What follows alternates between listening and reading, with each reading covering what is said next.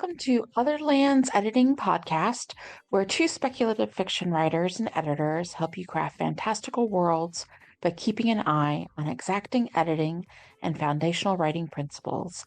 Every 2 weeks, we bring you interviews with other writers, advice on editing and writers' craft pitfalls, and reviews of popular media to help you grow. So sit back, relax, and join Margaret Bates and Midnight Boss as we discuss all things writing and editing.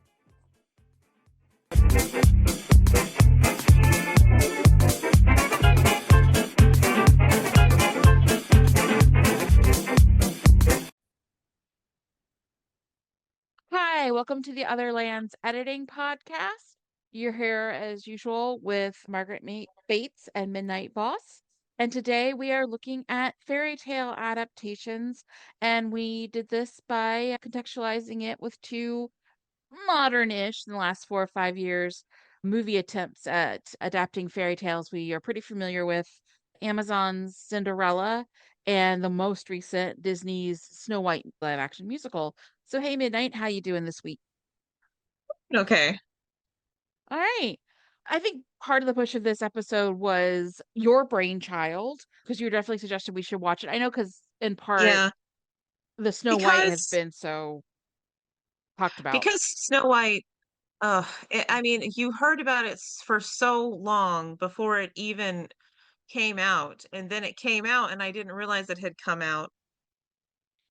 And then a few months later, it's out on streaming, and like the reaction to it has been wild to begin with. It was interesting to me to see people reacting to it once it had come out on streaming because no one, so few people who had reacted to it at the beginning were people that I actually followed because they just didn't go. So I guess that brings us into the concept of like adaptation and fairy tales of why do we get fairy tales adapted so often? And part of it has to do probably like with copyright and the fact that you can put out a billion retellings of Beauty and the Beast or Snow White or Cinderella or I don't know, Hansel and Gretel, if you're super into it. if you wanted to do a wide shoes Hansel and Gretel, you could do that. Is that it's very variable, and there's this perception that these stories are timeless and that you can do whatever you want with them and it will resonate with people. I don't think that's necessarily true if we look at these two specifically, because they did not resonate with people. No. And I was going to say, this is the daughter of a lawyer, sister of a lawyer hat on. And this is not a copyright thing at all, because I'm not an expert on that. But one day maybe we'll have a talk with copyright. But I will say that when you're redoing fairy tales, you do have to be very careful because the regular Grimm's version or like the Perrault version of Cinderella or whatever is the original folklore version is free to reuse, free to use those story beats, those ideas, that kind of like trope or theme or even some of the plot beats. But the second you name your Sleeping Beauty Aurora, that's literally the Disney version, and then the House of Mouse is going to send you a cease and desist. So just be aware of when you do a fairy tale retelling as a side note, make sure it's the fairy tale original anodyne version and not the version Disney has been able to copyright and put its stranglehooks into. All of a sudden, if your Belle has a golden ball gown, you might be in trouble. But I think you do have a point that people like to reuse it, not just because they're material that you can reuse and put your spin on because they're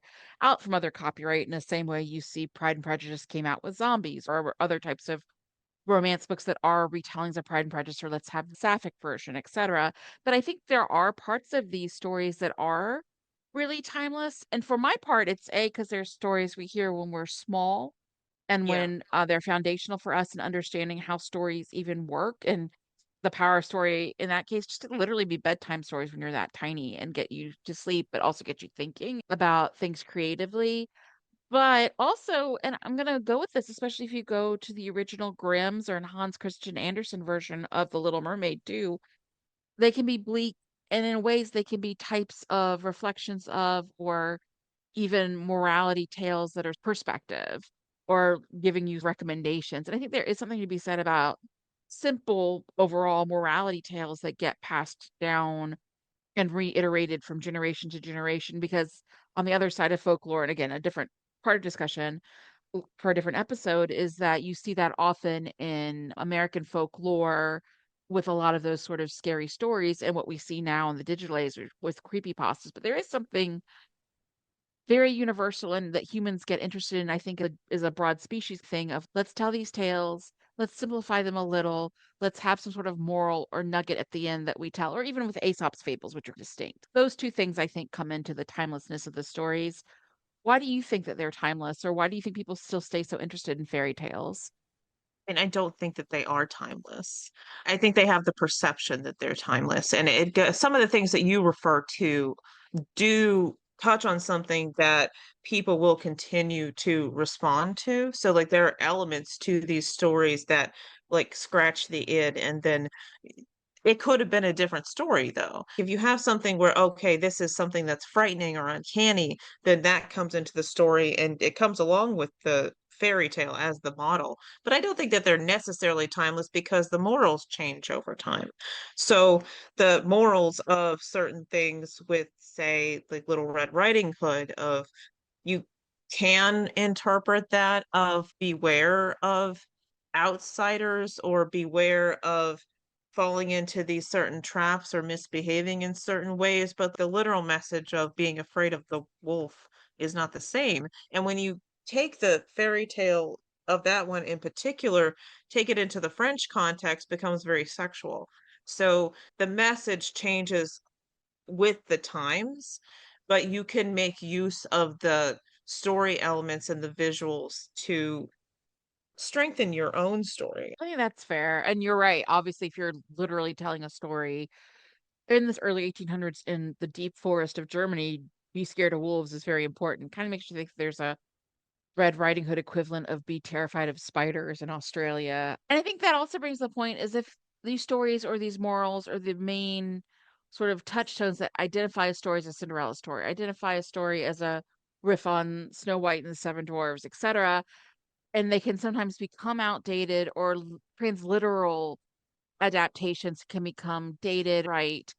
What are the keys to having an adaptation that's successful or one that is a good homage versus one that falls flat and isn't well liked, as obviously the Amazon Cinderella everybody already forgot is, Thought it and existed. as Snow White was just lamented and bashed. But both of those we could say are safely not successful adaptations of fairy tales.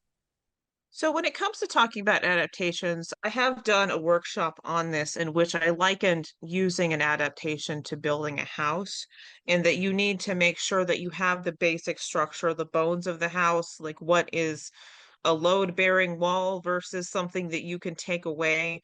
And then there has to be some kind of heart to it, that like it needs to mean something. And then finally, you need doorways, you need your way in. So, if we look at these as a set of questions, what can't be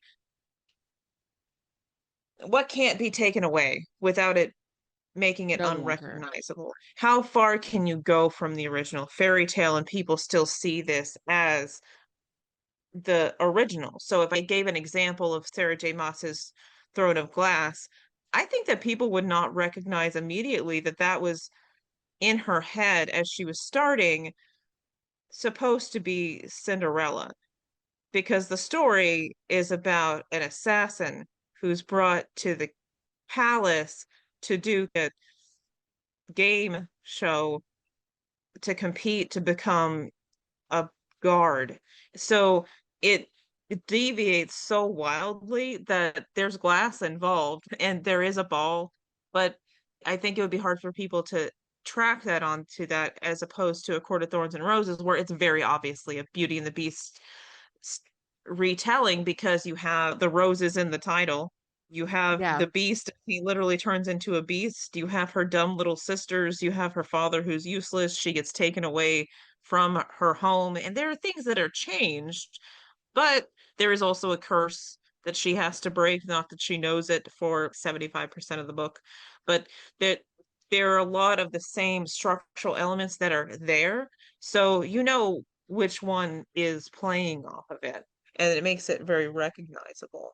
In addition to that, it needs to have some kind of emotionally resonant message. What's necessary to make that resonate with people it can't just be an empty retelling for it to be successful. There needs to be some kind of message to it. Yeah. Like I Trying to think it think needs of to what, find a way yeah. to be like, how does this audience coming at the material today in this generation get an emotional through line when it was easier to do it? Like the Snow White movie we'll get into more, but like I think the way the animated film was situated in 1937, it was the first of its like kind, and it was at that time when you're in the Great Depression and the audience wanted to be transported through new media. And then you have one that's an iteration, but how do you get people to care about this iteration just to even put their eyes on it or to engage with it? But then how do you make that story relevant to today's audience where it's like we've already seen a very simple version of this archetype. Why is it something I want to engage in? I will say I did adapt a fairy tale, and I don't think of it as like a typical kind of adaptation, but I was in a box set once and I co-authored a story called The Golden Stag with Megan Hussey, and it's not a very common fairy tale. There used to be this animated fairy tale show on either Nickelodeon or HBO when I was small, and so they'd burn through the typical ones pretty fast. So you'd get the rarer ones like Snow White and Rose Red isn't even that rare, but they got to ones like The Golden Stag, which is basically about because they usually are like a brother and sister whose father, who's the king, dies, and their evil queen stepmother banishes them to the wilderness. But while they're wandering, her brother drinks from an enchanted lake and it turns him into a fawn, and she has to find a way to save him, and then it involves him almost getting hunted by the current prince of the land that they've wandered into, etc. So when I adapted that, I didn't want it to make it quite a literal fairy tale where they're still set in a medieval Europe setting. So both because it's an obscure fairy tale to begin with that most people don't know, and because the way I translated it, so to speak, was to set it as a very odd alternate history, ultimate universe noir, where it's a very paranormally endowed world where people didn't realize paranormal creatures were a thing until World War II kind of blew the lid open and all our interaction in the United States with Europe. Whatever, table that. But it's my way of saying it was a noir, but the main beat is this woman stepmother has abused them and put a curse on her brother who is been turned into like a shape-shifting fawn. In this case, a big old stag is an adult. Know where he is. So her whole journey alongside her sister is to find a way to locate her missing brother and undo the curse on him so he's no longer just stuck as a stag. And so that's technically the same plot line, but I think as a recognizable fairy tale or as one that's very close to the original beat, it's not perhaps a success in that way. But I think for me, it made me have a chance to take that story that people don't know and introduce the idea and the kernel of the plot to it, and then gave me a springboard for creating a different type of noir world and play and speak in a time and a type of time period and Sam Spade style story I hadn't before, but with something that was interesting to play with. Yeah, I can see how if you read Throne of Glass and it's starting with whoever's going in to compete for this position, and you're like, this shouldn't start with someone who's down on her luck or she's poor. If you had a Cinderella type protagonist who's literally some kind of in servitude and trying to get out of it, it'd be more relatable. Or like how you see the difference between ACOTAR and Throne of Glass and the obviousness of its source material or homage can really vary. I would say that for the one that you're describing that you wrote. Now, I wouldn't say that this doesn't make it a success because it's not recognizable, because the reality is that have different rules for fairy tales that are very familiar versus ones that are not as familiar. So, when we're talking about adaptation, we're usually talking about people adapting a fairy tale or a story that people are familiar with, and that for that reason, you can bank on these emotionally saturated images like the rose or the glass slippers or people's original feelings about the characters, and you can play with that. But with the fairy tale that you're looking at, you still have these frequent commonplaces to fairy tales that allow you to evoke a sense or a feeling rather than the specific tale. And I think that gives you a lot more leeway while still having that fairy tale feeling of the stepmother is a frequent fairy tale character for reasons. I imagine it's the feeling that the stepmother is going to want her children to inherit instead of something else, or to find or deal with your stupid missing brother. Of I'm thinking of the Baba Yaga story, which is wild of the girl who has a relationship with Baba Yaga's daughter, and something happens to her brother. There are two or three where something happens to the brother, and the girl has to go find or save him.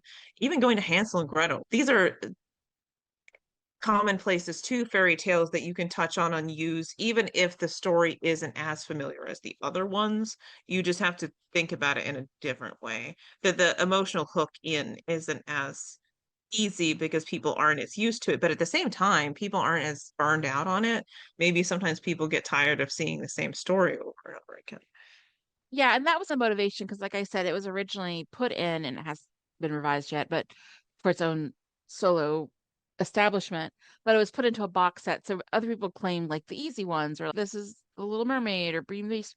But I was interested in doing one that wasn't as attended to. So I will say it has that double-edged sword aspect of people don't know it very well, so I can use some of the plot line threads of it. Then I have a lot of more leeway to play with it and change and make it my own because no one's expecting, well, you didn't to be super like banal about it. Like you didn't have a talking candlestick, which is obviously more a Disney thing for Beauty and the Beast than not. It's not like someone was sitting there with a chick list of, well, it's not like this version of Snow White I read or this version like the movie. So there is that kind of give and take too. Also, if you are looking at a particular culture's lore, like if what culture does the stag come from? It's one of those like lesser known Grims, so it's actually Germanic. Okay. Yeah. So maybe not in that case, but if you were interested in fairy tale lore in general, you would have that. But also, there are sometimes you can say this one is a little closer to pre-unified Italy lore or Irish lore, and from Asian countries, their mythology. And if people are interested in that kind of mythology or that lore, then that might be a draw Yeah. in the same way that you would have, not in the same way, in a different way than you would have with somebody just recognizing the story because Disney did it at one point. Yeah, So, I just edited an anthology, like line edited, that had different tales of mermaids. It was like mermaids mixed with horror. So some of them are more literal siren-esque interpretations of leading people to their doom. And one of the better ones from that drew almost from that siren side and like curse and that idea and things that go also and tied in with feudal Japanese mythology and ghost possession. I can't remember exactly the plot line, but it was using that East Asian influence and their take on like curses yeah, and ghosts and what could be in the sea. And that was engaging to read. It was really interesting to use that as that through line of that more sort of ancient way to reflect the tale, yeah. both tale and tale. So pun ahead. But So so that kind of takes us into why are you even writing this story? So for our last little thing from the metaphor of the house, what's your way in? Are you writing this story? Why now? Is there some kind of current exigence for creating this story? Does the message connect with something that's going on right now?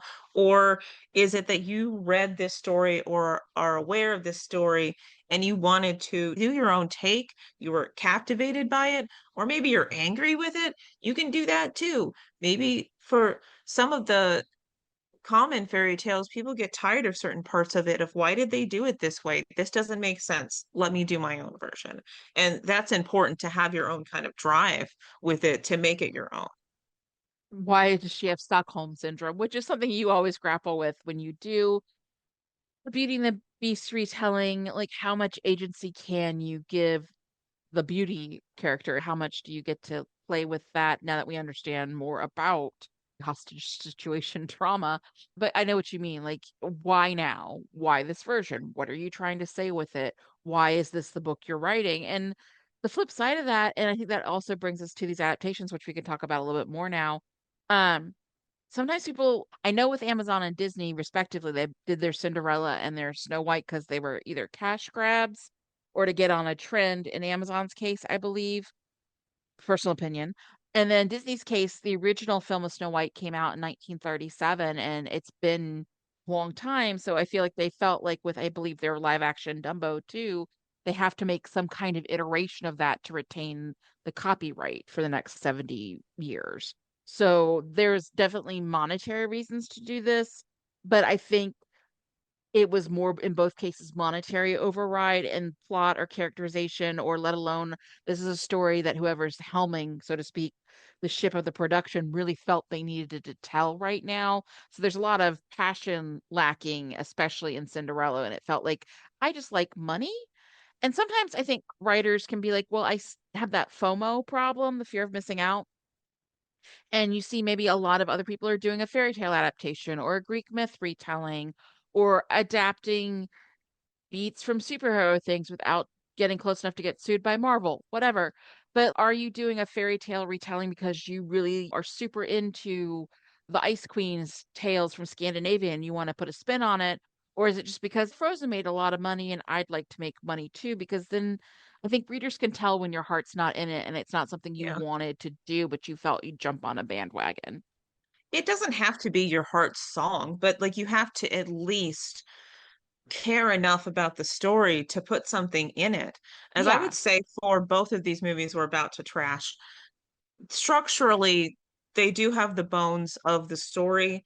I did see, like, this is one of the reasons that I thought about doing this podcast because I saw someone that I follow, I haven't watched this thing yet, say, did they go too far in their changes? And I would say no, is that if you're going to make certain changes, you need to actually justify its existence. And I don't think either of them really go far enough in making it their own story. So, no, they have the parts there. You recognize it as the story, but it doesn't have enough there to say this iteration is worth actually watching. As you point out, neither of them really need to exist apart from money or copyright. So, if your main goal as a writer is fairy tales are really hot right now, romantasy is everyone's cup of tea right now, that's fine. But you need to find the heart song within you. Why do you want to tell this story? And what can you make of it that's uniquely you? Because there's so much noise out there. You don't want to be the next person to put in a copy of a copy of a copy, because then who cares about that? You want it to be something that people can attach to that's yours, that they want to follow you for, if that Yeah, I makes agree sense. with that. Let us tell a little bit about each of the films because I guess people have maybe heard of them, and by this point, no one remembers Cinderella. Um, do we want to talk about Cinderella and explain it plot wise? Or I'll explain Yeah, Cinderella and you can explain Snow White. So I'll do Cinderella and break it down a little bit first. sure. Okay. Cinderella, it has Camilla. Camilla Cabello, Yeah, from Fifth and Harmony, produced by, yeah, she's from Fifth Harmony. which is a girl And was a girl group or is. she had gone, let me just say. So came out in 2021. The Cinderella character is played by Camila Cabello, who came from Fifth Harmony, but she was going solo at the time. So this is where we're finding her, and then we have James Corden producing, which is why you have to deal with his character. So that's where they're starting with him. Yeah. Um, he was very famously in Cats, and it was a And the lot wrong with prom. Cats. Yeah, but Bustopher Jones was not a good part of an already terrible film. Wasn't like a small saving grace where at least you get to see Idris Elba gleefully yell "McSpitty" and disappear. Anyway, basically in this Cinderella, I guess Cinderella is a girl boss, and her goal is to make money by starting her own kind of seamstress shop and making luxury dresses for wealthy lady clients and things like that.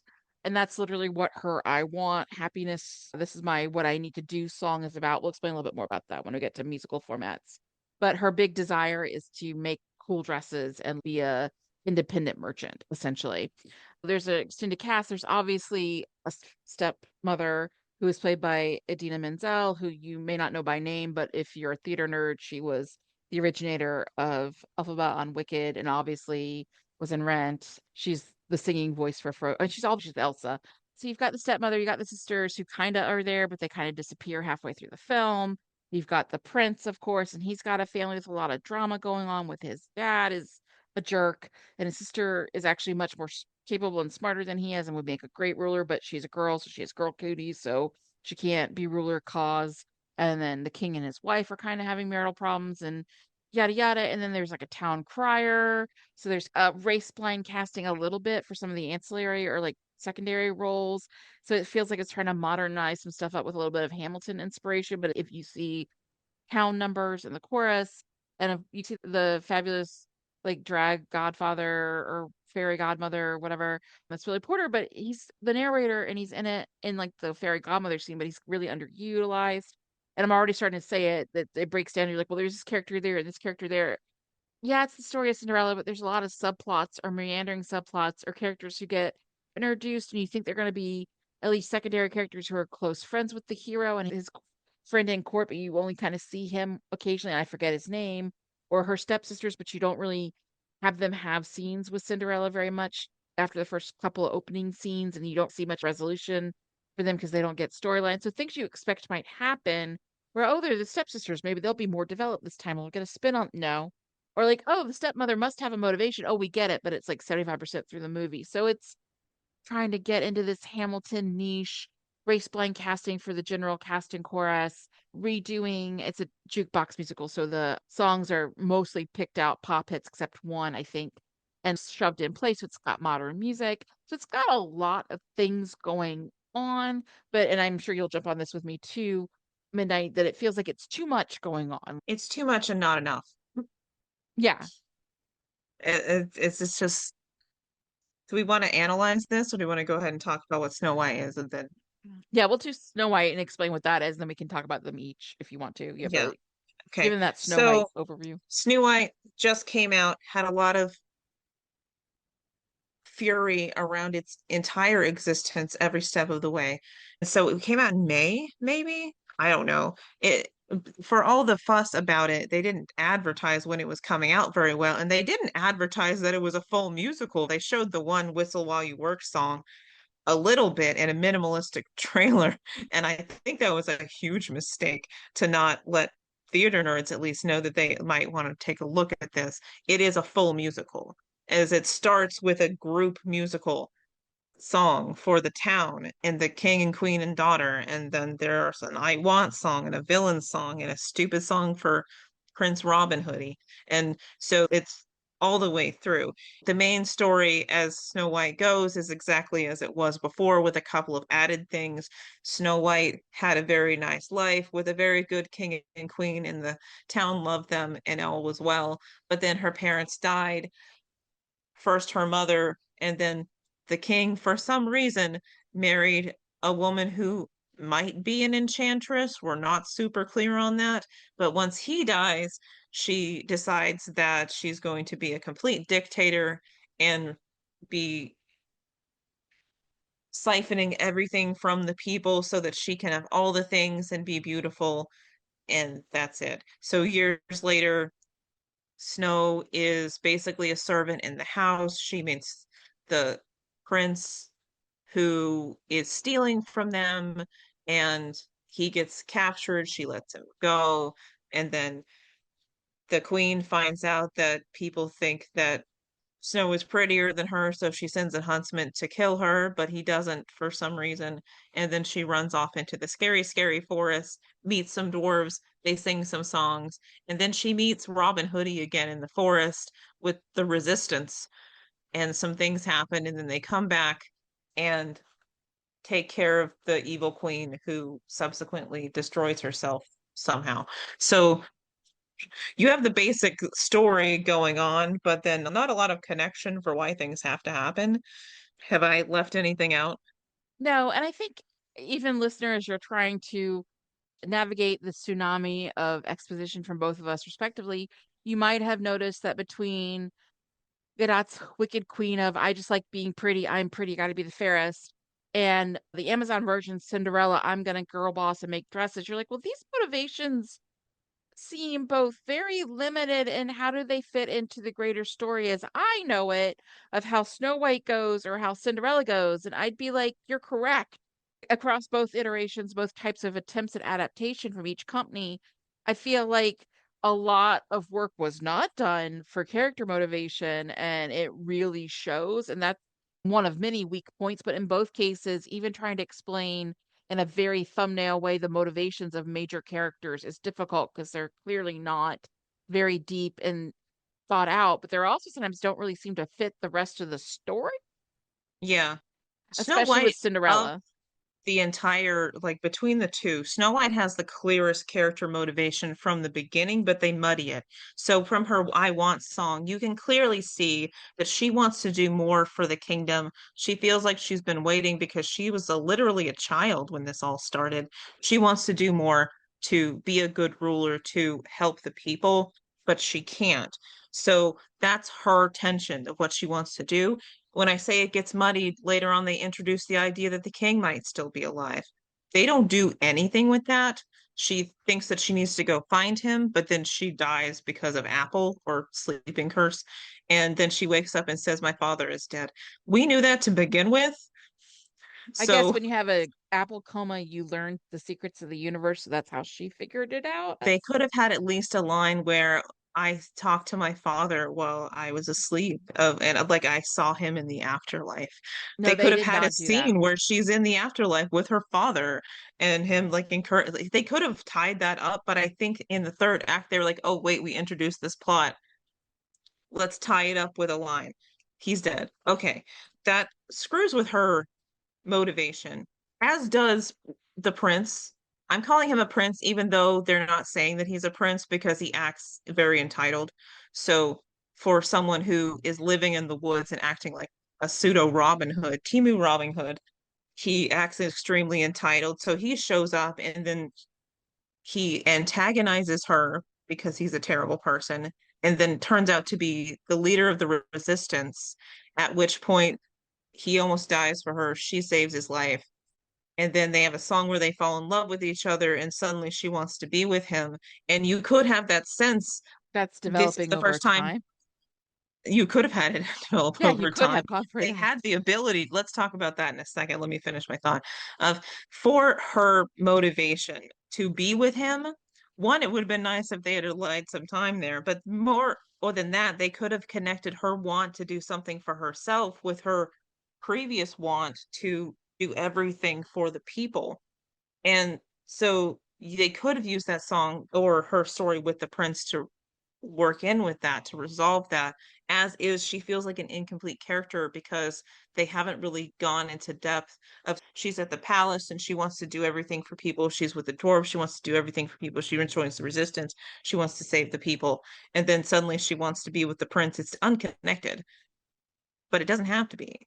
If you didn't know Yeah, the draft, and I think you feel like I do, where the heroines in each story are set up with their own goals for their own reasons, but because fairy tale and because adaptation, because eventually Cinderella marries the prince, and because eventually Snow White marries the guy who kisses her and wakes her up, which in this case is a prince, he's doing more Robin Hood kind of stuff, running around in the woods and like trying to defeat the queen kind of guerrilla style. But he obviously is the Prince Charming of this piece.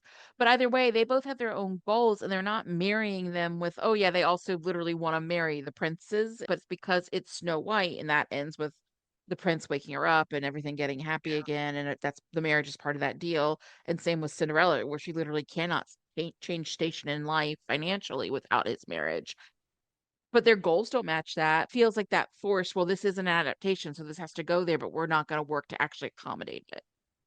if you compare that to The Little Mermaid, and I know that some people didn't like this because of wah wah wah, but the way that they married Ariel's original want to her want to be with the prince resolve some of the complaints that people will complain a lot about Disney movies because they deal with things simplistically, and the complaint for The Little Mermaid is she sold her soul to be with a guy, and that's the original story. But if you look at Ariel in particular, she wants to explore the human world, and that connects with the prince Eric because when you get them together, she can continue to explore the world. He wants to explore the world. Their goals unite. And so you can see that developing. Even his I Want song allows us to have that happen. But when you have the Cinderella and Snow White here, their goals with the prince's goals don't Align. it doesn't align at all in Cinderella. It's a mess in Cinderella. In Snow White, it could, but the prince is so underdeveloped and quite frankly irritating that it doesn't gel the way that it could. There's Yeah. promise there. You could do it, but you would have to give him a real song. So I And think Princess one thing Problems is not a song. It that doesn't work. we're hitting with is A, motivations, and if you have to keep elements from the original fairy tale, like they get married in both cases, you have to make that work with the version you're telling, and they didn't do those two things. And also, the third thing I think we're both hitting on is underwriting some of the characters. And sometimes they have so much going on with subplots and sub characters that they've got so many that they haven't really done the thing where you go for parsimony and reduce so the few you have as like secondary characters get enough focus to feel fleshed out or real or have real relationships with, or don't basically have so many subplots going on that all of a sudden there's no heft or weight or emotional relevance to what should be the main plot. Like in the Cinderella version, I'm sure when we get back on ping pong you to Snow White, you can talk about poor Dopey. But in the Cinderella version, because you've got these other threads of like, well, the prince's father and mother are having marital problems, the king's kind of become recalcitrant, so laws are the way he says they are, and he's not listening to anyone else. And you got the side plot of his sister could be a better ruler, and she wants to rule, and all of her ideas are like, hey, how do we feed the peasants better? And it sounds like she should be queen right now, honestly. Like regicide's an option. And then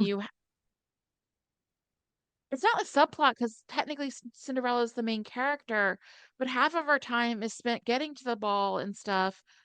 But a lot of her goals and the things she does, like once she's at the ball, she meets a queen from a visiting land to sell dresses to, and then she has to get to the port in time to show her dresses off before the queen returns home to maybe become that queen's royal. Like her motivations become their own kind of subplot because they're not, like you mentioned, unifying her towards the prince there.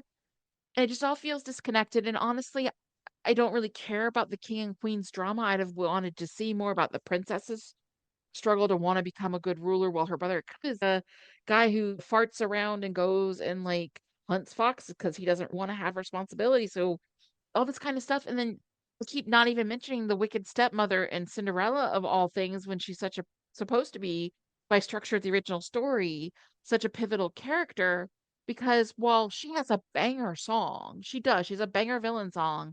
They don't build her up or use her in a lot of, especially the first two-thirds of the scenes. Like you don't see her interact a lot with Snow White one-on-one. Her daughters kind of disappear like 30 minutes in, and you really don't see them. All of a sudden, the stepsisters aren't even in Cinderella anymore. All this stuff happens, and then by the time you get to about in the final third, the final act, her banger song, and you realize that the reason, in part, the stepmother is so hard on Cinderella isn't even jealousy or want for her own daughters to succeed, but in part is also long ago she had an original first husband and she had wanted to be a concert pianist and she was really talented. And I guess when she was able to even go to conservatory, by the time she got back, her husband just wanted to leave her and left her destitute for a while. She could remarry with Cinderella's father. So she knows that if you're a woman in this time and place with a goal that isn't reflective and convenient, essentially to the patriarchy and to becoming a homemaker, then you can be left destitute and high and dry. And so no matter how talented she is as a concert pianist, it's never going to happen for her. And so, yeah, she's projecting and she's hard on Cinderella.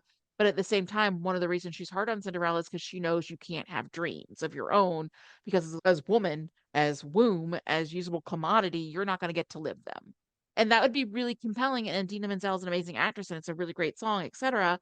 Except it's not seeded or really interwoven at all until you get to the song. So it falls way Yeah, flatter it than it should. happens.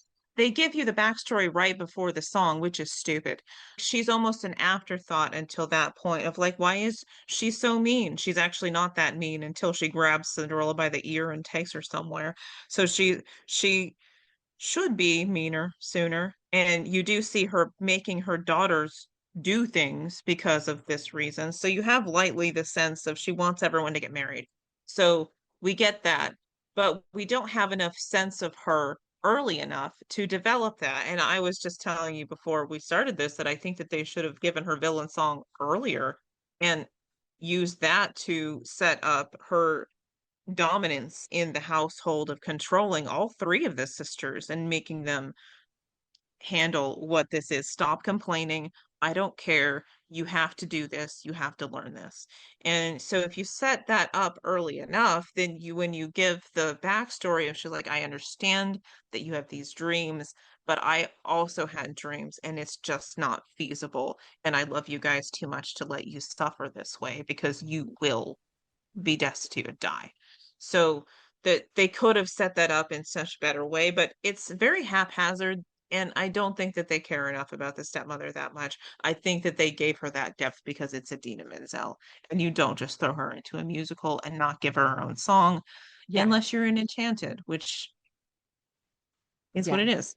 So Yeah, but I also think that's part of it is because they have so many characters, side characters really, they can't do any justice to the ones who are technically secondary supporting characters, but should have weight and feel real enough to make any type of emotional impression. This movie's like popcorn, not even good popcorn. Like, no offense, but light popcorn you have to have without the butter because you're looking out for your heart health. Like and it's a little you, burned. you, yeah, you eat it and then you forgot you ever had it 5 minutes later. The It people who happened. reviewed it trashed it and then moved on, and no one ever Yeah, references no, it ever no, yeah, again. exactly. Like it's just Jetsons food pill paste of the 21st century. You eat it and move on. Like it's forgettable. And the thing is, if you had spent less time, I'm sorry, Pierce Brosnan, I like you in a lot of other things, but like giving random character development, kind of, if you squint to the king who sucks.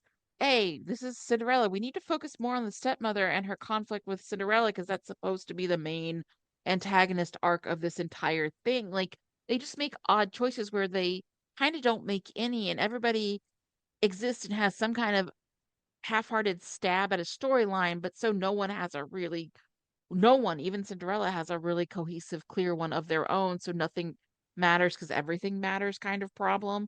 And you do see Nothing that's matters yeah. because the conflict is resolved so easily. You're like, well, that's the law. Women can't rule. That's the law. Women aren't allowed to sell things in the marketplace. Don't get me started on the historical anachronism of that. But at the end, it's just like basically he changes his mind. So Which barely is an the weirdest inconvenience. part because in Cinderella, the way it's set up is that the whole problem is Pierce Brosnan's kind of a jerk. Like he's apparently gotten in his old age where his way is the highway, which is he's the king. But then he just, has a little makeup essentially and says I'm sorry after his wife calls him on the carpet and he sings an embarrassing like warble at her to show he can still be embarrassed in public and he still loves her and he changes his mind and says yeah you can marry her but we'll just let my daughter be queen and everything's fine. And then when the prince, I mean, marries Cinderella, he'll help her travel the world a little bit and sell her wares, no conflict. So weirdly enough, in the story of Cinderella, they adapted the only character of all of them, including Cinderella and the prince, who gets character development is the prince's father, the king, who learns to let himself be embarrassed sometimes in public and to let loose and revise laws when they're no longer fair. He technically has an arc until rediscover love with his wife, and you would think this is a longer plot line, but it's told in chunks, but only in like maybe 20 minutes total, but enough to distract from other plot lines and weaken them.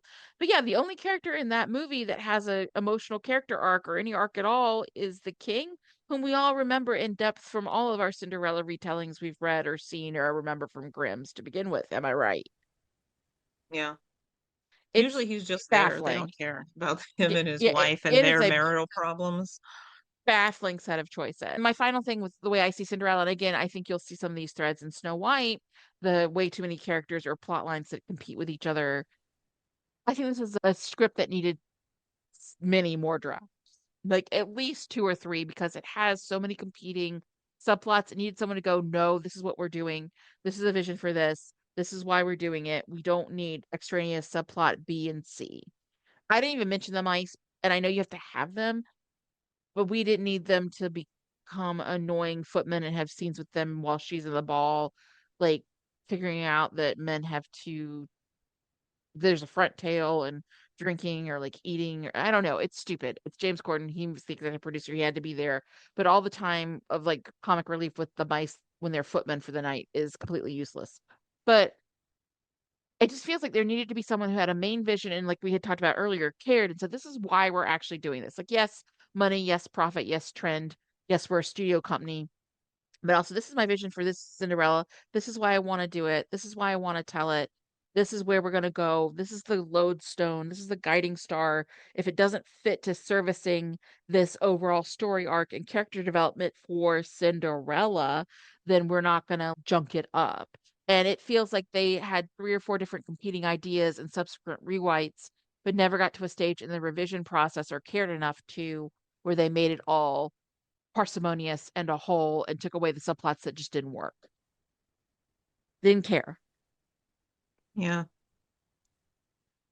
Yeah, I don't And know I what those notes were because it was written and directed by the same person. So you would think it would have more cohesion than that. But I imagine that there were many notes that caused things to get distracted. I don't know. yeah. But then I with think that Snow this movie, White, I mean, sorry, you were gonna say one more with Cinderella. I was going to say, I think Cinderella would have done better if it had been made Mm. 5 years earlier or maybe 6 years later. With Why? again more drafts. The reason I say that is that they have literally two mashup songs in their dumb little jukebox musical. And so if it had hit at the height of Glee, it probably would have done better. Even if Okay, it was as terrible as it is, I think it would have done better if people were comparing it to Glee. that makes sense. I see what you mean with that. But you But can I talk think, more about the music later. yeah, totally. And then to go to Snow White, I feel like parts I like the best about Snow White are ones that focus on Snow White as a character herself, her I Want song, her struggling early on in the castle, things like that, because Ziegler's a good actress and she's trying to elevate the material she's given. I think in a weird way, because once we get out of the castle and we start meeting the dwarves and meeting Prince Charming, we'll call him that, but again, he's very Robin Hood with his own band of freedom fighters slash merry men. Like you get more characters towards that side of it, and I feel There's like so things start many to at that dilute. point. You have Yeah, all of the dwarves, and then you have the merry men and one woman in the forest, and none of them are very well developed. Dopey has a little bit of a plot, but it's not going to connect because they CGI'd the dwarves, which was a choice that no one forced them to make. no one. So that would have been good to see her connection and development with some of the individual dwarves, but you're not going to get there because she's talking to a tennis ball. And as we spoke about earlier together, as she has experience on theater, so her ability to imagine the scenery around her is great. And we know that she can do full musicals because of the ones that she's been in, literally. But the fact that she has to act opposite with seven CGI dwarves, and the dwarves aren't in it that much. Yeah, They it's have the weird. They aren't. moment where they do their hi ho. They have the moment where they do whistle while you work. She has a moment with Dopey. Then they bring Robin Hoodie back to save his life with Doc, who's not that kind of doctor. And then they're not really in it that much after that. And it's And because they're Dopey's the CGI, because narrator, they're I guess. expensive. He's the narrator. You don't have to see him. Yeah, Um, it's but we don't cheaper. get a lot along those plot lines and development of them individually as characters because you can't have them on screen that long. It's like they didn't learn anything from She-Hulk and knowing that the CGI is expensive, so you can't do it that much. Then we don't Yeah, know almost anything about any of the Merry Men. One of them I don't uses a remember their crossbow, but he names. doesn't have an access to one until the very end. Yeah, like it's a lot going on. And I know the way the original framework of the fairy tale is set up, and even the 1937 movies, you have seven dwarfs. So even if it were just Snow White and the seven dwarfs, and Prince Charming in this iteration wasn't essentially an amalgamation with Robin Hood and had a merry men of his own, that you still would have seven characters, and not all of them would get focus once she's living with them in the woods. That's why no one can name all seven dwarfs off the top of their head. Can't happen. Um, but the one she does interact with, especially with Dopey, should have been something you could have more screen time between the two of them. Narrow that focus if A, you're right, he's a human, played by an actual living flesh and blood actor, so that way it doesn't cost money to have him on screen because you don't have to pixelate and animate him. And so that way she can interact with him because there is a subplot where, and Dopey is our narrator for a reason, he chooses not to talk. It's selective mutism around the others because he has a lot of anxiety and they make fun of him for it. And that's why he's Dopey. Unpack that as you will. But in that whole arrangement, eventually she sits with them, sort of helps him one on one with his anxiety, helps him realize he can find his own voice, which is why he's the narrator and has his little growth because she's inspired him. And that really does have the potential. I'm going to be honest, the way it's written, the way it is at least acted with the voice actor who's doing Dopey, I can see what they're going for, but because she didn't have a real person there and because it's too expensive to have her and Dopey have more than two scenes together, again, it's not laying the emotional weight in the seeds that you need so you get that payoff. And that's frustrating because it could have had payoff, but he's uncanny valley dude and it just doesn't. I know they were always going to have the dwarves because, again, the reason they made this is so that they could keep IP on all of these things. But they really didn't need to have the dwarves or the other people in the forest. They could have picked one and developed that. So they could have had Snow White and the Merry Men or Snow White and the Seven Dwarfs, but that's not in the title. They could have made some choices there. I don't think that you needed the prince to have his own ensemble Yeah, that following never him made around. sense to me.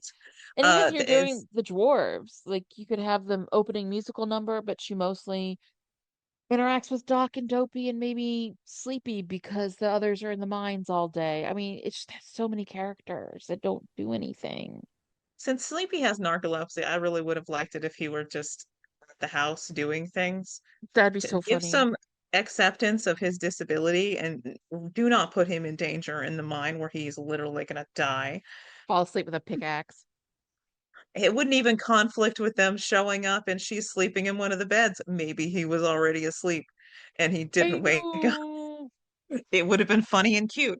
Anyway, so like they had some opportunities to parse down the amount of characters. It makes no difference, very little difference at the end whether you have the resistance there or not. If you're going to have the resistance, do something with the resistance, but it doesn't connect. And this goes to No. our complaints about the queen. It doesn't connect to the greater resistance against her authoritarian rule. So why is it there? And her I don't authoritarian know. rule To give the is prince something to do. I'm pretty. You should like me because I'm trying to be the fairest in the land. I'm pretty. Like, okay, where's your, even if you don't intend to go through with it, like, I'll give you a chicken in every pot slogan. Like, if you're going to get people to be like, well, fascism is terrible, but at least we have more rutabagas to eat every night. She doesn't even do that. Her whole motivation is the evil queen is, I'm pretty, so I'm doing this for me. And I'm like, that's not going to get any human being ever to at least support you for a little while and go along to get along, which is why her motivations again baffle me because she's not even trying to hide them from the She subjects to makes try and no get sense as a buy-in to character. abuse them later. Like nothing about her makes any sense. It's very What confusing. she rules through the power of the soldiers. So we need to see why the soldiers follow her. She could rule through the power of her magic, but we have zero explanation of whether she was actually an enchantress or not. We see her use some magic, but very little because they're Yeah, very sticking little. so closely. This is where I say that they could have gone further in a lot of ways. They don't really show her as a powerful enchantress. They show her turning herself into an old lady to trick the bitch with an apple. And if she's that powerful, she could have done made Snow White look ugly. Uh, isn't that an option? But and then she has this magic mirror, and it's unclear what it can do because at the beginning the narrator says it can only answer one question: who is the fairest of them all? And then immediately the next time we see it, it answers different questions. So they haven't really thought through the evil queen, who she is, why she's doing things. Apparently, it's just because she wants to be the prettiest. And if you want to be the prettiest and You most don't need a whole delicate and most kingdom for beautiful, you're that. not going to be cracking crabs. So I don't You have to know. forgive Midnight. She's not a native Marylander. She doesn't understand the wonder of eating crabs at all times for all occasions. I But love fair. crab, but I'm not doing it when I want to look elegant and pretty. There is no bad time for crabs in Maryland, With and you her will look pretty. manicure,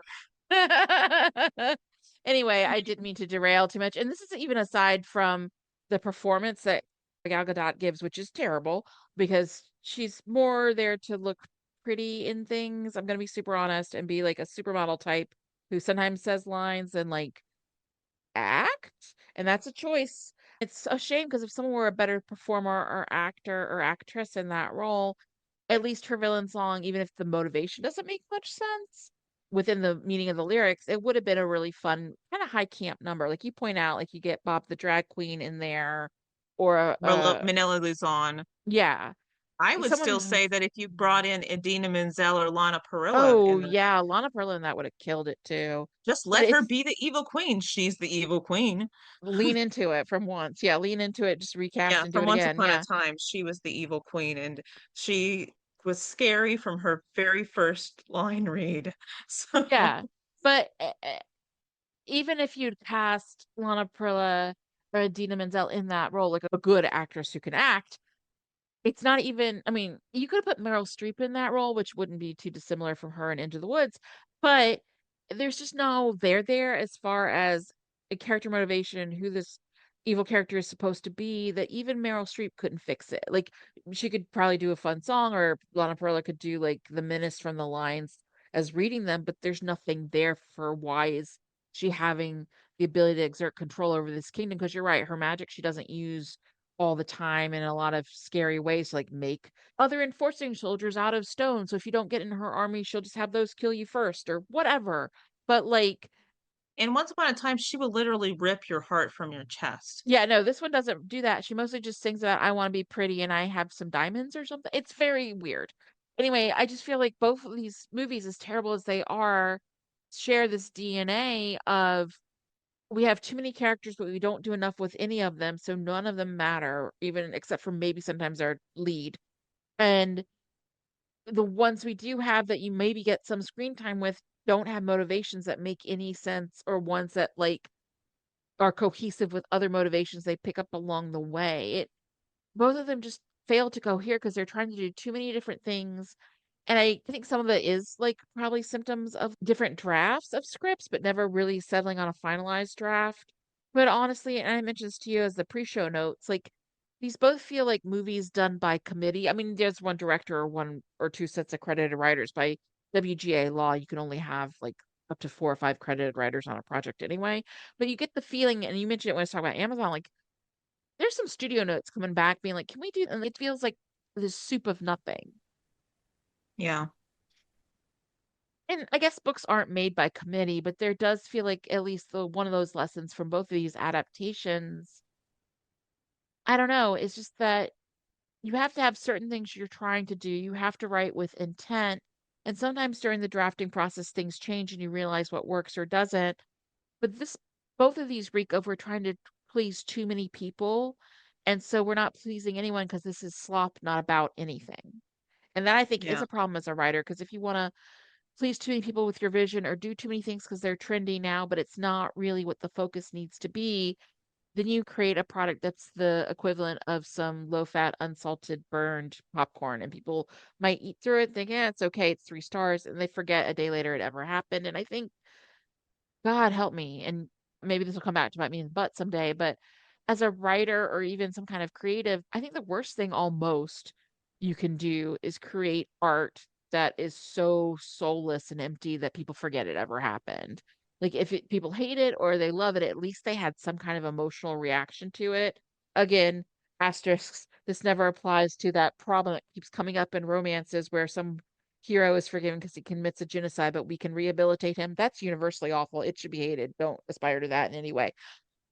But I just feel like if you try to please too many people, you have too many voices in your head of I should balance X, Y, and Z, or I just need to hit on every FOMO trope so that way I'm hitting all the marks because, selling copies tells me to, then you end up making nothing. And I think that's scarier to make something that has no emotional resonance than anything else. There was an option for Snow White to have more of an emotional revel, Oh, yes. as there is a message there, as that kindness isn't passe. Kindness is good, and you should try to continue to be kind and make things better, even if it's hard. And that's basically the core message. That's what Snow White is herself is trying to put forward, but it's not very strongly done because most of the time she's just being the den mom to other people or standing around. If someone's going to come at her with an arrow or a knife, she's going to stand there. So, okay, Snow. And then for the Cinderella, their message is basically Girl girls are boss. cool. Girl boss. Yeah, Yeah. that's it. That's it. It's So even a as which palette one has a for stronger 90s message? feminism. Obviously, Snow White has the stronger message, but they don't do it well. No. Which is funny because we, you know, rhapsodized a couple episodes back about loving Superman 2025. We're not going to rehash that, but check out that episode. But that movie is kindness is important. You still need to be kind. Being kindness is literally punk rock. And Snow White is really trying to go for it. When you have fascism, when you have cruelty, the strongest thing you can do is still be kind and still work to serve others because it's the right thing to do because it's what her parents taught her.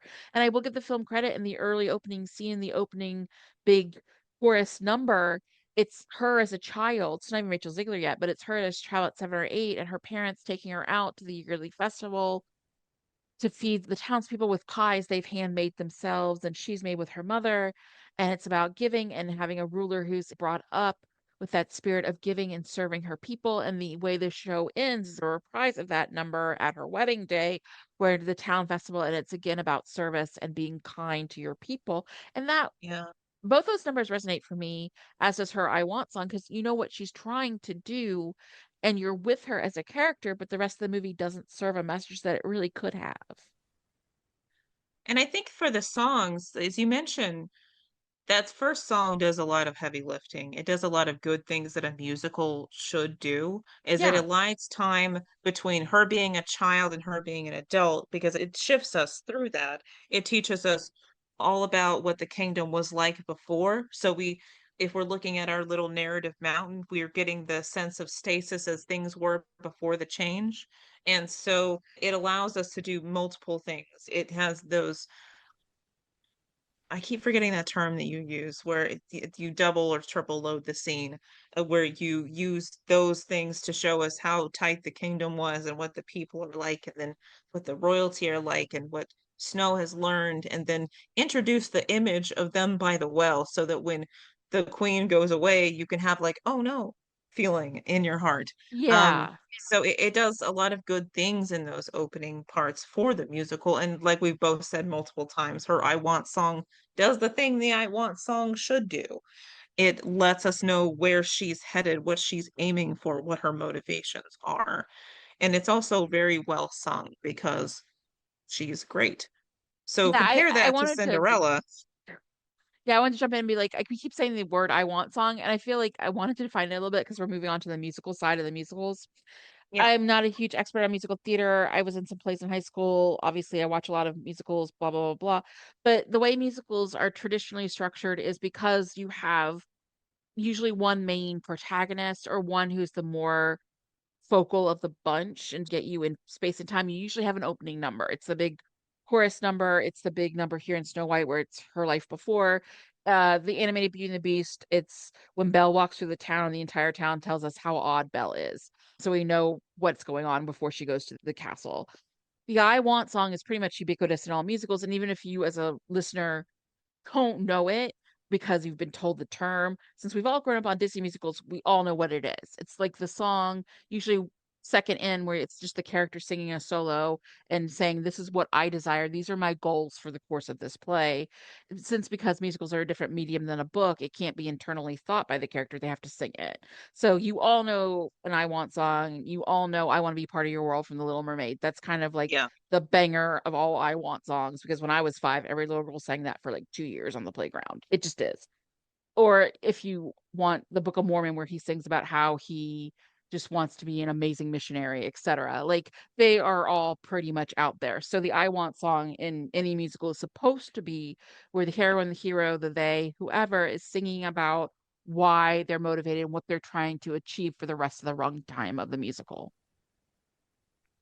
And in Cinderella, whew, I think again, don't quote me, that it's just a Camila Cabello song. No, it was written for Oh, was the it? musical, Oh and she no. co-wrote it with one of the people on there. Well, an interesting thing is that Adina Menzel's song and Cabello's song, they co-wrote their own songs. That tells me a lot. That makes sense. Dina Menzel song's really good. Take that with what you will, because Adina Menzel's song is so much better suited to being a musical song.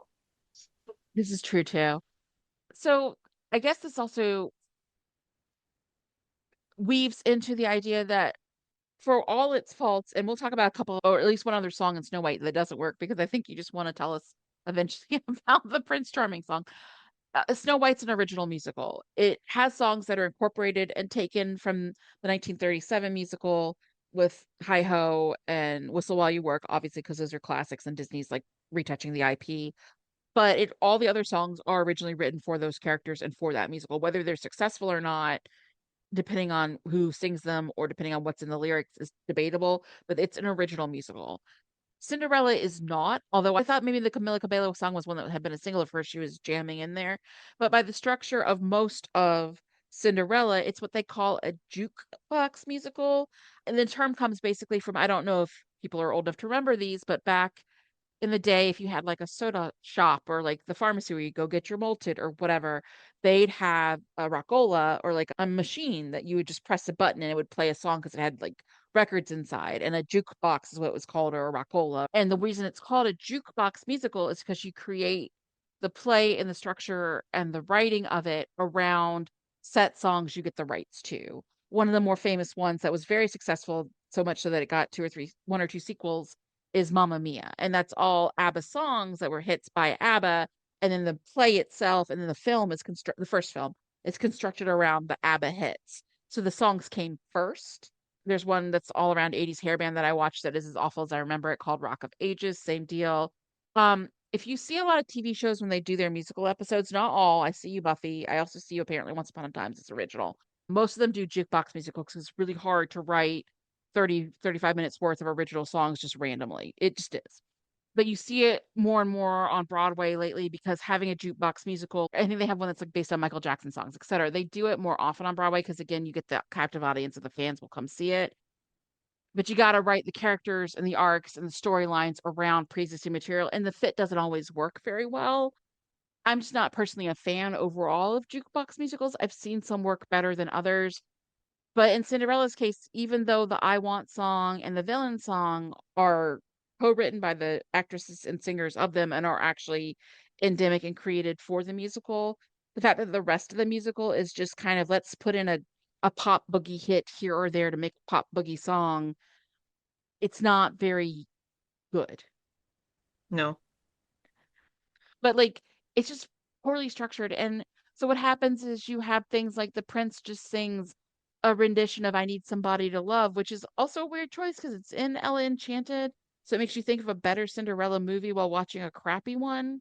But but basically what ends up happening is, or they have that mashup later of Seven Nation Army by the White Stripes and I Want a Man, One Mighty Good Man. It That's the just one that means, makes me think that this has some Glee vibes to it, yeah. is that like that's something Glee would do, is they would just take two songs and be like, let's just make them work.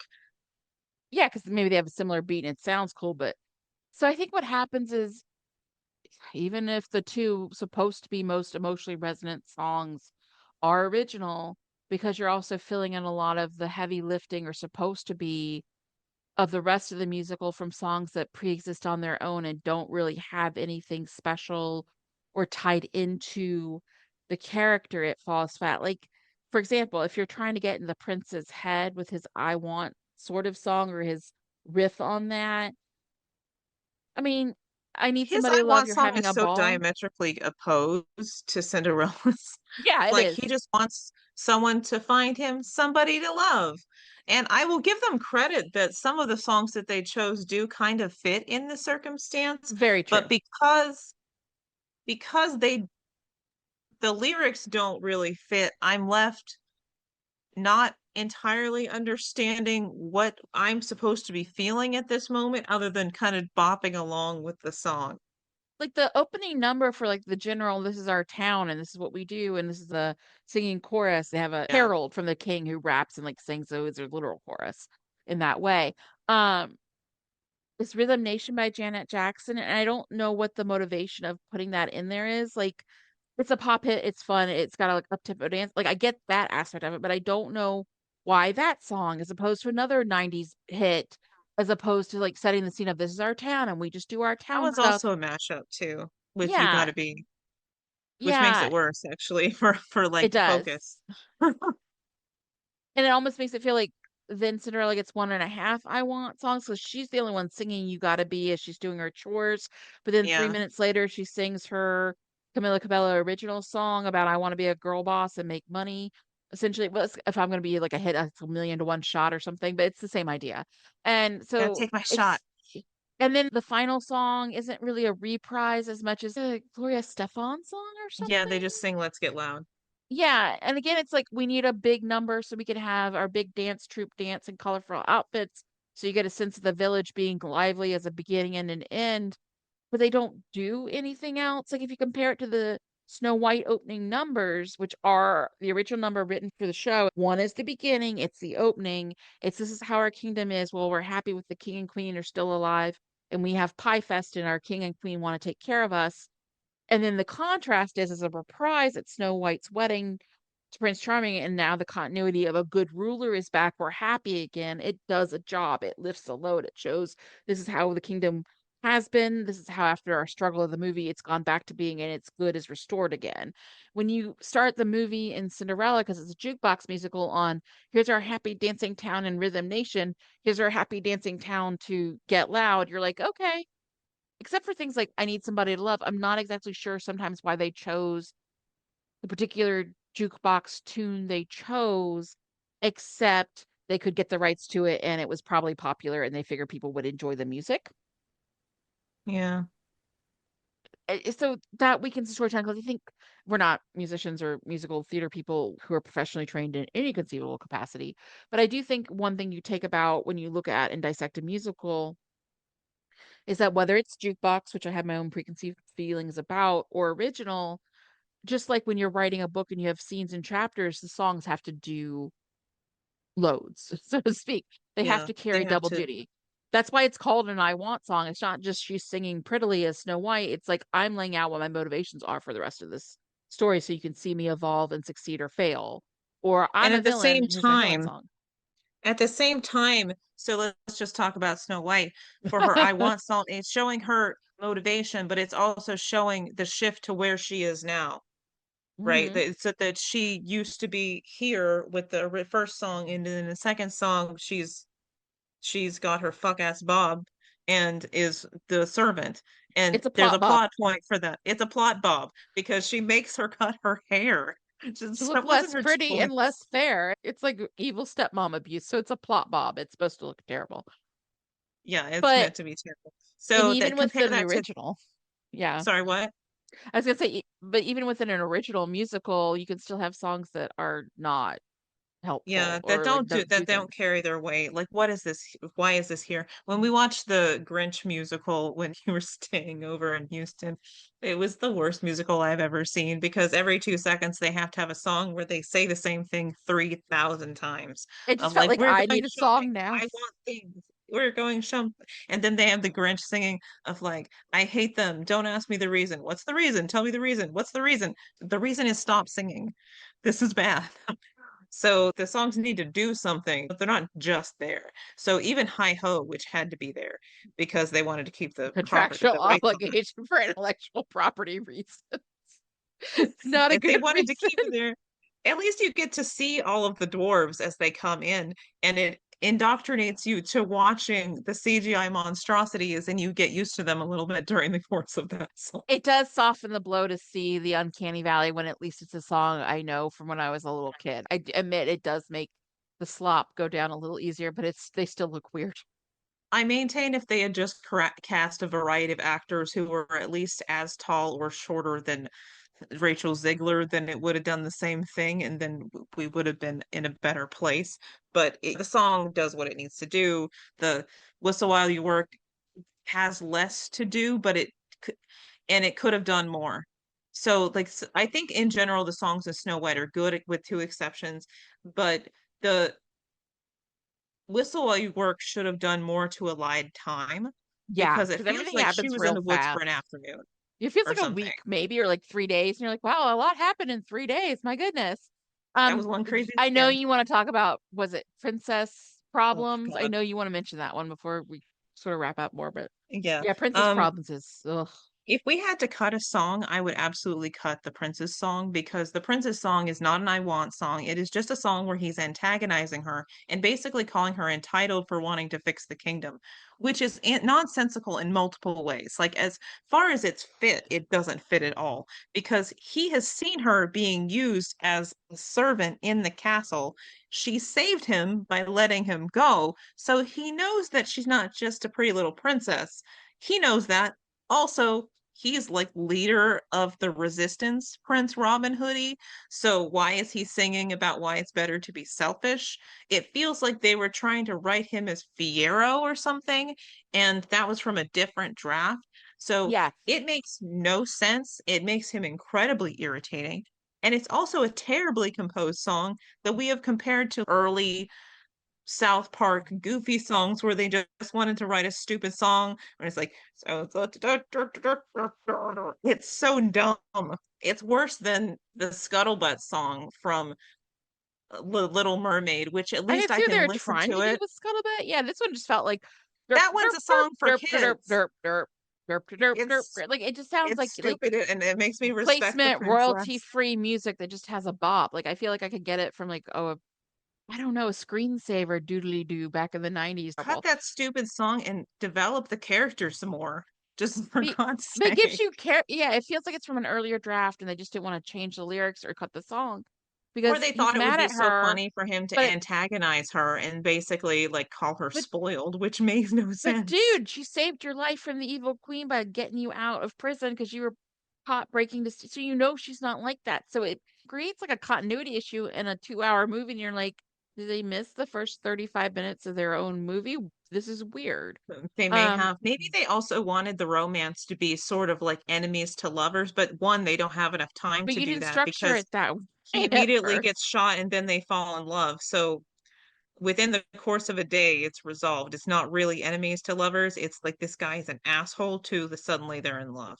And it's not satisfying in that way, especially when you had the chance to introduce him early and create that continuity of like she knows him. It's a mess. I Yeah, guess as we need to wrap up though. work to sum up for sure, and this is how we structure it when we were doing the pre-show notes and discussion, but it's a good question. Of the two, of Amazon's like 2021 version of Cinderella or the Snow White just came out and it's on Disney Plus, which is actually the worst film of two not good films. I'm going to argue that Cinderella is just bad, as that there's more potential for Snow White and therefore it is a better movie because there's more things that are working, even if they needed more drafts, more attention, and more care. It's there. You could do something with it. But Cinderella, the lead, you should at least be able to be the boss on your own song that you wrote for yourself. The That's a choice. motivations don't match the conflict. It's just a mess. And the effort to rebuild that film into something that works would not be worth it, really, in my idea. What are I your thoughts? My pitch on Cinderella is, do we need to do the Cinderella story, but can we keep the world, hear me out, with the jerk king and his wife and his son, who's kind of a lazy loused about, and it's actually the story of Princess Gwen, who wants to be the monarch because she has good ideas for her people, and she eventually falls in love with her brother's suitor, who's another no business queen across the land who also has access to a sea monster that will make her father, the king, happy, and everybody will be united in two kingdoms with a sea monster where the peasants get to eat. They don't waste taxes on catapults. That's my pitch, but that basically jettisons 90% of the film and makes it no longer a Cinderella story. But I would watch the heck out of that. I would also love to meet the sea monster and enjoy sea monster time. He could be the derpy of this movie. I'm just saying. Maybe I Girl Boss Cinderella could run away with them and be their dressmaker or something, because that's what she wants to do. She wants to Yeah, leave and goal make goal dresses. fulfilled. Goal fulfilled. You're She dressing kind two of likes the queens. prince, I guess. Um, Yeah, two queens who need their dresser going around and them and their sea monster. Make it happen. It'll be better, Prime, I promise. yeah, My feeling is just God. uh, between the two, and I'll talk about it in a second more, but I get angrier and more disappointed with Snow White. So for a while, I thought, okay, if you judge by how disappointed you are in something or frustrated with it, then Snow White's the worst movie. But you're right, on a fixable scale, and there's some bones there, it could be salvaged. Snow White is by far the better film. And Cinderella, there are a couple of cool songs. Like I do think if you'd restructured it legitimately and not for my sapphic like sea monster queen story, but if you really wanted to do something with it, there is some interesting, compelling motivations for the stepmother. That's a great song. You can build something with that, with really deepening that conflict and making, like you said earlier, you've got on the upstairs, downstairs side of it, the upper class, the queen and her daughter really have a better quality of life because they're in that echelon, but they have no real power and they're in a gilded cage. They want to exercise power, especially Princess Gwen. She wants to be better for her people and have her people have a better life, but she's a woman. And then the flip side, you've got the stepmother and Cinderella. And the stepmother has wanted to be better and to be a concert pianist and have dreams. And Cinderella wants to have dreams and have her flourishing design industry. I'm not being sarcastic. Everybody needs to have a dream and a business and something they want to have in life, and that's hers. So good on you. It just doesn't match marrying a prince. But there is this upstairs, downstairs, no matter where you fall as far as financial security as a woman at this time in the society, patriarchy has you by the throat, which really is the theme of the stepmother's song, which is a really good song. And there's something you could build from that if I'm gonna be honest, you had a better singer and actress as the lead for Cinderella, and you invested in scaling back the characters, so you focus on the Queen and Gwen and their struggles against the patriarchy, reinforced literally by someone who's supposed to love them with the king, and also at the same time how that trickles down to even poorer case with how it's locked Cinderella and her stepmother into roles they don't want, and in response to that, the stepmother hasn't become someone who tries to help Cinderella, who thinks essentially by abuse she can help Cinderella, and it's all kind of poison the well because of this stricter gender norms hierarchy, which would actually end up, however you try and resolve it, but you narrow that focus to those four women most affected and hurt by it, to reinforcing their feminism message better than I'm going to be a feminist, very white feminism, 90s girl boss. As long as I got mine, I'm good. And that's the Weirdly problem, enough. right? The I got mine part of it, and that it's really resolved because patriarchy decided to give you a few privileges, is that what's really missing from that message is any kind of sisterhood between each other, is that they're not really working together ever. And Literally, so her stepsisters are just jettisoned, and usually, especially because you've had of all things direct to Disney DVD sequels, and I know there's one or two where the direct to DVD sequels in like the 90s focused on one of the stepsisters getting redeemed. Like I kind of expected one of them might become a better person, or the first time I ever saw it, get more involved in helping her sister. Because one of them, I think Malvolia, is written to be a little sympathetic to Cinderella and stuff, but literally those characters are so little used and disappear halfway or a third of the way through the movie, then you don't have sisterhood because of connections between the characters. You take away sisterhood that's usually foundational, though warped in the Cinderella fairy tale, and delete it. It's very odd. the queen doesn't even really talk to her daughter.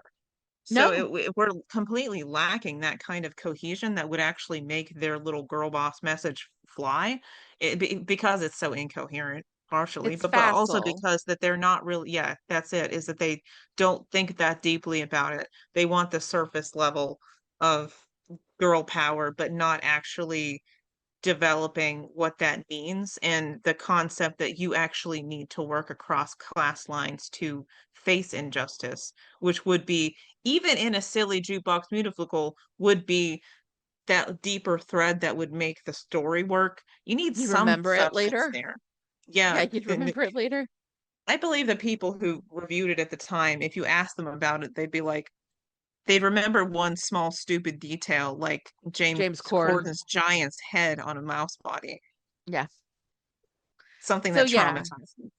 I guess that's the difference. Like Cinderella is a worse film because you have to do a lot more to debone it and try and fix it, but also because it's so empty and vacuous and so lip service girl boss feminism with no substance that you can barely remember you ever saw it. Snow White has parts of it that make good impressions, and mostly is Ziegler's performance and some of the musical numbers that were the ones written with care. So it's more frustrating, but I think it's more fixable. And I Yeah. guess as we sort of sum up, I wonder what we've talked about this, and we've talked a lot about this in the spirit of adaptation. So we've looked at adaptations that failed. What do you think you want listeners or potential writers to get out of? Okay, now I know what Cinderella and Snow White for these two media companies failed to do. As I'm just sitting down to write my fairy tale adaptation, what do I need to keep in mind as I'm putting pen to paper or putting my fingers on the keyboard? I'm going to tell you to go back to that metaphor that I talked about at the beginning of the house, of the what before you the metaphor and the three questions we talked about of what are the basic parts of the structure that you need, and then what is the emotional resonance that you want them to feel, and then what is the exigence for the story. Like you have to have those basic parts to it and work through those. I would say start with that. But secondly, and this is something that we've kind of hit on as we've been talking, and it's something that I deal with because I'm trying to recreate my romantasy workshops, is that you're looking for ways to balance that through line with the characters of how are we bringing their stories together? And the stories do need to come together. It doesn't have to be the most brilliant fit, but you do need it to align. And so you think about, okay, I have my heroine doing X, Y, and Z. What does that mean for how it fits in with the romantic plot? And because fairy tales are so beholden to have a romantic plot. If you have one, then you're thinking about how those things align. But if it doesn't, then you're thinking about what are the other relationships? How does it work with or against their motivations? How do we resolve these things in some kind of satisfactory way? Oh, I'm gonna do this one thing, and gonna make you go, what are you thinking here, Margaret? I want to go back to that one idea where if you're trying to mix specifically redoing a fairy tale and you feel hemmed in by fairy tales usually end where the happy ever after is coded by two characters falling in love and marrying, more often than not, cis heteronormative. But even if you're adapting a queer fairy tale, the feeling that you have to end on, and they lived happily ever after, and it's implied they make children after, or they get married at a big kink ceremony. It's kind of that image that gets reinforced by all the Disney movies ending in like big marriages and things too, from the 90s, it's animated cartoon versions of fairy tales. I think one thing to do is you're saying like, okay, what is the part you're taking from the fairy tale, and what are the parts that you feel like you should take from the fairy tale but don't match with the story or the motivations you're telling? I.e., maybe it doesn't fit to have a big wedding at the end, like it really didn't for Cinderella. You don't So have how do you to. I know adapt that? Disney has to, but Yeah. you don't have to have a romantic plot. Nightmares and Fairy Tales redoes Snow White, where she gets her heart cut out and she goes out into the forest and lives with the animals as comes zombie creature, and then comes back and kills the queen by stealing her heart. There's no prince in sight. You don't necessarily need that element to it. So if it doesn't fit for the story you're telling, get rid of it. That's what I But was if gonna you want it say. there, do something with it. Why Be- can't we have a Cinderella where she decides, oh, oops, I fell in love with the prince's sister? Or I really do think that the way out of this is to help fix my kingdom, but later I'm gonna just be a shop owner for myself and enjoy that now I've helped other women get upward mobility. Like, but I choose, so to speak, me. I was saying that you were gonna think I was nuts because we had actually recently watched together the new, I know what you did last summer that came out about 3 or 4 weeks ago. And I like it because I know it's very controversial for super plot points that are not relevant. I will not get into here. But I like that at the end, in this one, the two survivors from this new generation of cast are the two female best friends. Because you expect, well, the first one ends with Julie and Ray surviving. And usually, if someone besides the final girl survives, it's a boyfriend or someone who's come to rescue her, heteronormativity survives kind of thing. And I feel like this filmmaker is like, no, I really obviously was a fan of the original. I obviously really wished Helen Shivers, the secondary character, had survived. I think it'd be cool if at the time, at the end of this story, it's not, well, the final girl and her boyfriend survive and reconnect. It's no, these two final girls are both best friends and they're going to survive and be survivors going forward. And that's a shift, and that's not the expectation sometimes of especially a slasher movie.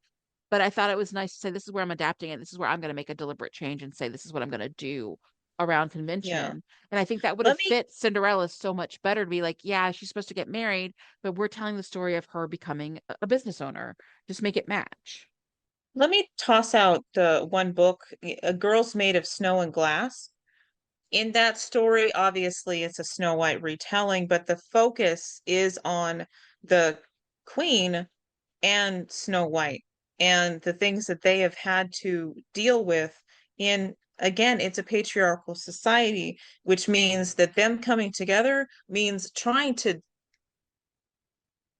unentrench themselves from these ideas that they have to fight each other. There is a slight romance, but Snow White's story isn't entirely focused on that.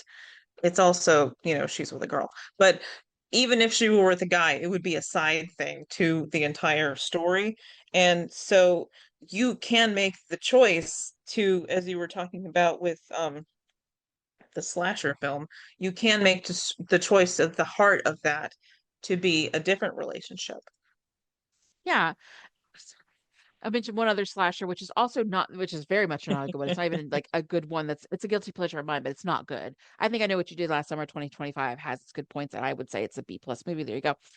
But this movie, the remake from 2005 of House of Wax, is objectively terrible.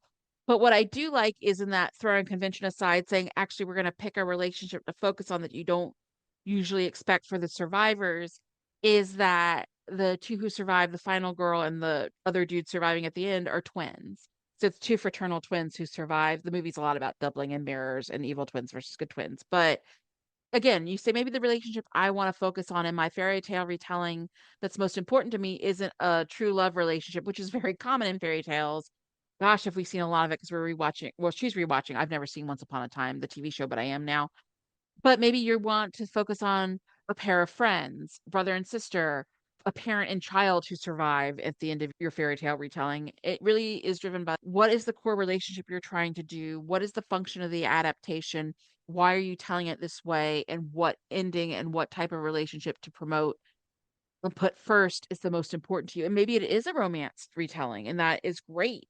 But just make sure it matches with what you're overall also trying to do for your character's motivation and the way you want to tell this adaptation and what you're trying to do to put your spin on it.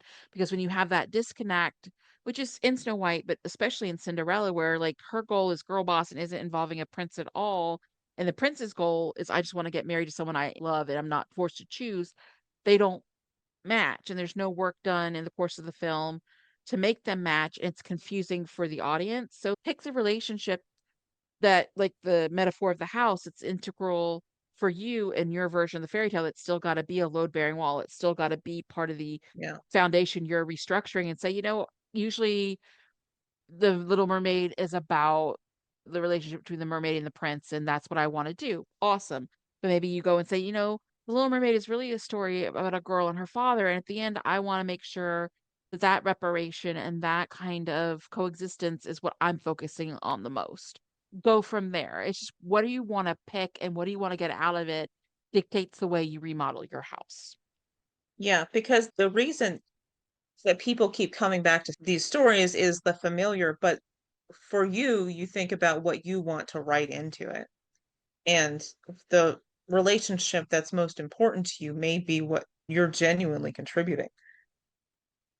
Yeah, and that was to bring it back to my noir twist on the fairy tale, was what was most interesting to me was I actually came back to, there is a romance subplot in it because it's a requirement of the anthology, but it wasn't the main gist of it. It was more about the heroine and her relationship to both her brother, and I wrote them in a third sibling, a sister, and like how to protect them from what their stepmother had done and sent them reeling from in the interim, and how to recover from that trauma. So to me, the sibling, in this case, siblings plural relationship, was more important as the touchstone and the thrust than overall any romantic relationships the female lead was going to end up in later. So again, it's all about making choices, and an adaptation succeeds both on recognizing what bones you have to keep and what bones will be worked into a better and new foundation that's uniquely yours.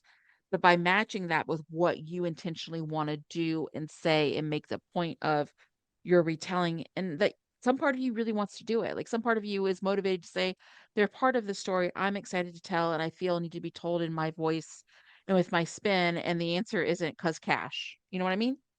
Yeah. So that's good. We'll see you all, as always, in a couple weeks down the road. Thank you so much for having another sit down with Otherlands Editing and learning a little bit more about fairy tale retellings.